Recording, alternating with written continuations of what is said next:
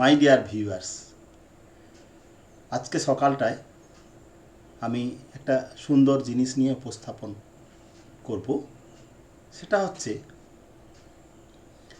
Voice এবং ভার্বের সম্পর্ক এবং কিভাবে ভয়েস না চিনলে বাক্যের অর্থ বোঝা যায় না, সেই বিষয়টা নিয়ে আলোকপাত করব।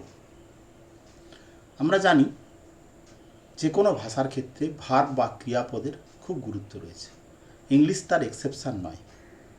তো সেক্ষেত্রে আমরা লক্ষ্য করি অধিকাংশ ইংলিশ লার্নার ইংরেজি বাক্য তারা বুঝতে পারে না,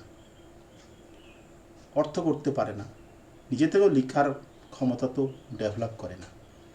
খুব ছোটোবেলা থেকে আমি এই জিনিসটা বুঝেছিলাম বলে আজকে আমি একজন ইংলিশের টিচার হতে পেরেছি। I have acquired the necessary degree to be a teacher. আজকে সেই ব্যাপারটা নিয়ে আলোকপাত করব আমি। সেটা কি না, আমরা যখন বাচ্চাদের ভার্ব ফর্ম শেখাই তখন কি হয় না, ভার্ব ফর্ম মানে টেন্স শেখাই। সেই টেন্স এবং ভয়েস যেটা একটু উঁচু ক্লাসে শেখানো হয়, দুটোর মধ্যে রিলেশানটা 7-8 স্টুডেন্টদের বুঝে দিই না। তার ফলটা কিন্তু তারা পরবর্তীকালেও ভোগ করে। তারা মনে করে ভয়েস এবং টেন্স দুটো আলাদা জিনিস, অ্যাকচুয়ালি তা নয়। এই সম্পর্কটা আমি বোঝাতে গিয়ে একজন ম্যাচিওর স্টুডেন্টকে কেমনভাবে বুঝিয়েছি তার একটা উদাহরণ আমরা দেব। আপনারা সেই ভিডিওটা দেখুন, তাহলে বুঝতে পারবেন একটা mature student who is of about 20 years old. He has come to me to resharpen his English ability, and I have tried my best to teach him that point. কেমন করে প্যাসিভ ভয়েস চেনা যায়, কেমন করে তাকে active tense শিখিয়েছি, active passive শেখানো হচ্ছে টেন্স ধরে ধরে, এবং সে কী করছে রিলেশনটা ধরতে পারছে না। এই ভিডিওতে দেখবেন কেমনভাবে তাকে আমি বোঝাচ্ছি। ঠিক আছে, আশা করি ভিডিওটা এনজয় করবেন, শেষ অবধি দেখবেন, আর চ্যানেল সাবস্ক্রাইব করে আমাদের সঙ্গে থাকুন যাতে ইমপ্রুভমেন্ট করতে পারি। আবার আমি মনে করে দিচ্ছি, I am a self taught person. Up to HS I have not been taught by any private tutor, only the instruction of my school teachers and my own study, private study of English grammar books have brought me to this state of life. I shall try to share my knowledge with you. তোমাকে টেন্সের সময় আমি কি শিখিয়েছি বলো, যে tense কাকে বলে, কখন ব্যবহার হয় ওই টেন্সটা, ঠিক কি না? কখন ব্যবহার হয়, বাংলা ক্রিয়াপদের রূপ কেমন, ইংলিশ ক্রিয়াপদের রূপ কেমন, একটা ছড়া শিখিয়েছি। আর ইংলিশ ক্রিয়াপদের রূপটা আমরা শিখিয়েছি। শুধু কি বলেছি না, ছড়ার পরে কি বলেছি, যে ছক কীরকম না, সাবজেক্ট প্লাস ভার্ব, ভার্বের প্রেজেন্ট ফর্ম, ঠিক কি না বলো? এখন সেইটাকে একটু বাড়িয়ে বলছি, কারণ সাবজেক্ট প্লাস ভার্বের প্রেজেন্ট ফর্ম মানে কি বলো তো, যে ওখানে তোমার অবজেক্ট থাকতে পারে নাও পারে, যার ফলে তখন আর অবজেক্টটা বলা হয়নি। খুব ভালো প্রশ্ন করেছো, দারুণ প্রশ্ন করেছো তুমি, যে আমরা যখন টেন্সের সিম্পল প্রেজেন্ট টেন্সের এক ছক লেখাচ্ছি না, তখন কি বলেছি, সাবজেক্ট প্লাস ভার্বের প্রেজেন্ট ফর্ম। ঠিক তো, ঠিক কিনা বলো, দেখে নাও দরকার হয়।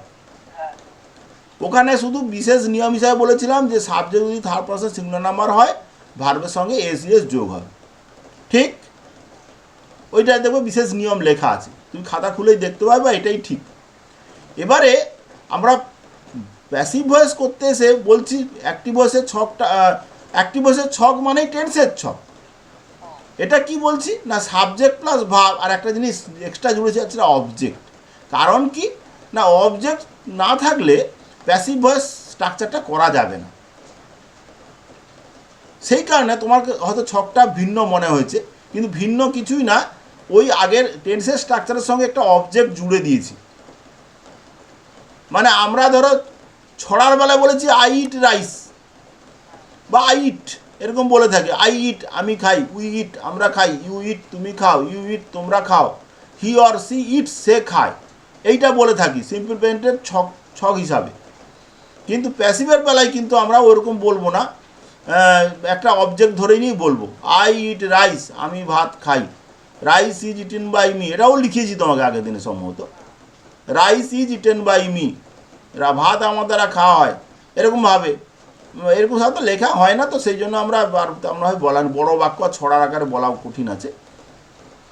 তাহলে আমরা অ্যাক্টিভ স্ট্রাকচার হিসাবে কি লেখাচ্ছি, subject plus verb plus object. এই যে জিনিসটা, এটা কিন্তু, হ্যাঁ জোরে বলো। না, অ্যাক্টিভ ভয়েসের সাবজেক্টটা মেন নয়, অ্যাক্টিভ ভয়েসের অবজেক্টটা মেন বললে ভালো হয়। সাবজেক্টও মেন অবজেক্টও মেন। আমার টেন্সের সঙ্গে ডিফারেন্স হচ্ছে এই যে, একটা ভালো করে বোঝো, এই পয়েন্টটা খুব ইম্পর্টেন্ট। সিম্পল প্রেজেন্টের বাক্যে অবজেক্ট থাকতে পারে নাও পারে, না থাকলে সেই বাক্যকে প্যাসিভ ভয়েস করা যাবে না, ভেরি ভেরি ভাইটাল পয়েন্ট। আর অ্যাক্টিভ ভয়েসের বাক্যে যদি, অ্যাক্টিভ ভয়েসের বাক্য মানে সিম্পল প্রেজেন্টের বাক্যে যদি অবজেক্ট না থাকে তাহলে প্যাসিভ ভয়েস করা যাবে না। আর প্যাসিভ ভয়েস করতে গেলে অবজেক্ট থাকতে হবে। সেই জন্য ভয়েস করার সময় যখন সিম্পল প্রেজেন্টের অ্যাক্টিভ ভয়েস ছক লিখছি, আমরা কি লিখছি না, subject plus verb plus object. আবার বলছি কথাটা, আমরা শুধু টেন্স শেখার সময় অবজেক্ট প্লাস অবজেক্ট বলে আমরা ছকটাতে নাও বলতে পারি, বলি না সাধারণত। কিন্তু প্যাসিভ ভয়েসের বেলায় যখন ওই টেন্সেরই স্ট্রাকচার লিখব, তখন সেটাকে অ্যাক্টিভ ভয়েস নাম দিয়ে আমরা কি লিখছি না, subject plus verb plus object. ওইটা টেন্সের বেলায় কি বলছিলাম না, সাবজেক্ট প্লাস ভার্ব। কেন অবজেক্টটা দিইনি তখন, না অবজেক্ট সব ভার্বে থাকে না। যদি সেটা ইন্ট্রানজেটিভ ভার্ব হয়, অকর্মক ক্রিয়া, তার অবজেক্ট থাকবে না, অতএব ওটার প্যাসিভ ভয়েসে হবে না। আর প্যাসিভ, আর যেহেতু আমরা ভয়েস শিখতে যাচ্ছি, ভয়েস শিখতে গেলে অবশ্যই অবজেক্ট লাগবে। সেই জন্য ছকের মধ্যে, অ্যাক্টিভ ভয়েসের ছকের মধ্যে অবজেক্ট কথাটা উল্লেখ করবই করব। এবারে ক্লিয়ার হলো একটু? তোমার, তুমি যেটা বললে সাবজেক্টটা ইম্পর্টেন্ট না, সাবজেক্ট হচ্ছে প্যাসিভ ভয়েসের ক্ষেত্রে অ্যাক্টিভ ভয়েসের বাক্যে অবজেক্টটাই ইম্পর্টেন্ট, কারণ ভয়েস করতে গেলে অবজেক্টকে আগে খুঁজে বার করতে হবে। অ্যাক্টিভ ভয়েসের বাক্য, ওই যে যেমন ধরো না, কোথাও একটা আমি কাকে লিখে ফেলেছিলাম, অনেক সময় আমরা ভুল করে বাক্য লিখে ফেলছি, তার অবজেক্টই নেই, হ্যাঁ, তার মানে তার প্যাসিভ ভয়েস হবেই না। অবজেক্ট না থাকলে নর্মালি প্যাসিভ ভয়েস হবেই না। তাহলে আমরা আগে টেন্সগুলো শিখেছি, টেন্স শিখেছি মানে কিন্তু আমরা অ্যাক্টিভ ভয়েসের ছক শিখে গেছি, তবে সেই ছকের মধ্যে অবজেক্ট কথাটা উল্লেখ নেই। ফুললি ক্লিয়ার হলো? গুড। আর কেন কেন অবজেক্টটা উল্লেখ করা হয় না বা নেই, না সব ভার্বের অবজেক্ট তো থাকে না। কিন্তু যখন আমরা, আমার কথা অনুযায়ী বা মানে অবজারভেশন অনুযায়ী ভয়েস শিখতে আসি, ভয়েসটা আর কিছুই নয়, যেসব টেন্সের প্যাসিভ ভয়েস হয় তার একটা অ্যাডভান্সড ফর্ম, এবং সেটা করতে গেলে আমাদের এই অবজেক্ট ব্যাপারটা আসবেই আসবে। এবং সেইটা করার জন্য আমরা অবজেক্টকে ধরে নিয়ে সাবজেক্ট করে দিই। তার সিম্পল টেন্সের ক্ষেত্রে যেমন অবজেক্টকে সাবজেক্ট করলাম, তারপরে বি ভার্বের ফর্ম অ্যামিজারের মধ্যে যেটা সুইটেবল সেটা বসালাম, তারপর ভার্বের থার্ড ফর্ম বসালাম, তারপরে বাই বসালাম বেশিরভাগ ক্ষেত্রে, আর তারপরে অবজেক্ট বসালাম। অবজেক্টটা, এই অবজেক্টটা কিন্তু আগের বাক্যের অবজেক্ট নয়, অ্যাক্টিভ ভয়েসের অবজেক্ট নয়, এটা হচ্ছে সাবজেক্ট থেকে তৈরি করা object. This point should be noticed very carefully. আমরা প্যাসিভের ছকটা কি লিখেছি একবার বলো তো, প্যাসিভের ছকটা কি লিখেছ?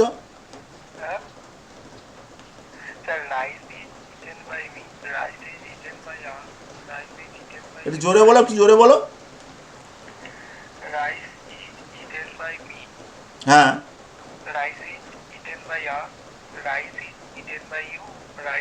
না ওটা তুমি ছড়া বলছো, ওটা ছড়া বলছো, জাস্ট শুধু ছক, subject plus am is are plus V3 object. তাহলে দেখো অ্যাক্টিভের বেলায় অবজেক্ট লেখা আছে, প্যাসিভের বেলায় অবজেক্ট লেখা আছে, কিন্তু এই দুটো অবজেক্ট কিন্তু এক নয়। এটা বুঝেছো তো? অ্যাক্টিভ ছকে যে অবজেক্টটা লাস্টে লেখা আছে ওটা হচ্ছে অরিজিনাল অবজেক্ট, কিন্তু প্যাসিভ ছকে যে অবজেক্টটা লেখা আছে ওটা কিন্তু সাবজেক্ট থেকে তৈরি করা অবজেক্ট। ওই জন্য তো rice is eaten by me, মিটা অবজেক্ট, কিন্তু আগের বাক্যে অবজেক্ট ছিল রাইস। এটা খুব ভালো পয়েন্ট। আমরা যদি মনে করি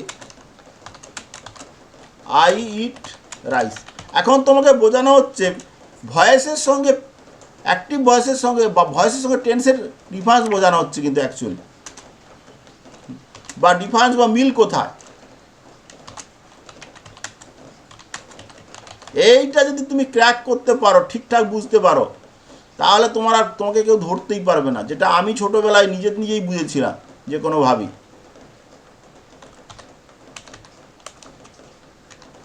আমি ওই জন্য বলি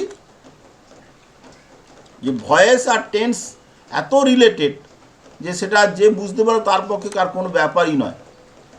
আজকে আমি ইংলিশের টিচার হয়েছি এইটা বুঝেছিলাম বলি। ভাষার রহস্য এই ভার্বের মধ্যেই লুকিয়ে আছে কিন্তু, কারণ ভার্ব হচ্ছে হৃৎপিণ্ড, আমি বলি heart of the sentence verb. কিছুটা বোধগম্য হলো তো? আবার ভুলে যাবে, আবার তাহলে দেখো, তাহলে আমরা সিম্পল প্রেজেন্টের অ্যাক্টিভ ছক এবং প্যাসিভ ছক লেখাতে গিয়ে অ্যাক্টিভ ছকে কী লেখালাম বা জানলাম শিখলাম না, subject plus verb plus object. তাহলে আবারও বলছি, এই অ্যাক্টিভ ভয়েসে যে ছকের মধ্যে সাবজেক্ট মানে কিন্তু এটা অরিজিনাল সাবজেক্ট। এটা অরিজিনাল সাবজেক্ট, ঠিক আছে। কিন্তু প্যাসিভ ভয়েসের ছকে যে সাবজেক্ট লিখেছে ওটা কিন্তু অরিজিনাল সাবজেক্ট নয়, ওটা হচ্ছে আসল যে অবজেক্ট সেটা পাল্টে সাবজেক্ট হয়ে বসে আছে। এইটা হ্যাঁ, আমরা লেখার সময় তো আর এখানে অবজেক্ট বলে লিখতে পারি না। এইটাই হচ্ছে অ্যাক্টিভ ভয়েসের ছকের সঙ্গে প্যাসিভ ভয়েসের ছকের তফাৎ। আবার মনে করে দিচ্ছি যে আমরা টেন্সের সময় যে ছকটা শিখেছি ওটা হচ্ছে অ্যাক্টিভ ভয়েসের ছক, তবে ওখানে অনেক সময় আমরা অবজেক্ট কথাটা উল্লেখ করি না, কারণ সব ভার্বের অবজেক্ট থাকে না। কিন্তু প্যাসিভের বেলায় যে ছকটা লিখি ওটা হচ্ছে ওখানে সাবজেক্ট অবজেক্ট কথাটা থাকলেও ওরা হচ্ছে কিন্তু অবজেক্ট বা সাবজেক্ট থেকে পরিবর্তিত হয়ে বসেছে, ওরা কিন্তু অরিজিনাল সাবজেক্ট নয়। ওকে, এবারে আমরা যে কথাটা বলেছিলাম প্রেজেন্ট কন্টিনিউ, তুমি যদি এটা ঠিক বুঝতে পারো তাহলে আর প্রেজেন্ট কন্টিনিউয়াসের ছকের কোনো প্রবলেম হবে না। আমরা প্রেজেন্ট কন্টিনিউয়াসের এবারে আমরা লিখব, আমরা এই ভিডিওটা এই পর্যন্ত দেখলাম। এর পরের ভিডিওতে আমরা এই প্রেজেন্ট কন্টিনিউয়াসের প্যাসিভ ভয়েসের স্ট্রাকচার কেমন শেখানো হচ্ছে সেটা দেখাবো। আমাদের এই ভিডিওটার মূল উদ্দেশ্য ছিল হচ্ছে ভয়েসের সঙ্গে ভার্ব ফর্মের সঙ্গে ভয়েসের কী সম্পর্ক সেটা বোঝানো। এই কনফিউশন যদি দূর না হয় তাহলে সত্যি খুব সমস্যা। ঠিক আছে, dear students, how have you enjoyed this class? I think I have given or informed you something new, and it is the result of my own experience, not only as a teacher but also as a student. And as I have earlier mentioned that I have searched for all possible sources to clear my doubt, and my students are now getting the result of that research works which I have done in the last 20 years. Thank you very much for watching this video. Let us meet in the next video. Thank you very much. লাভ হতে হয়ে যাবে।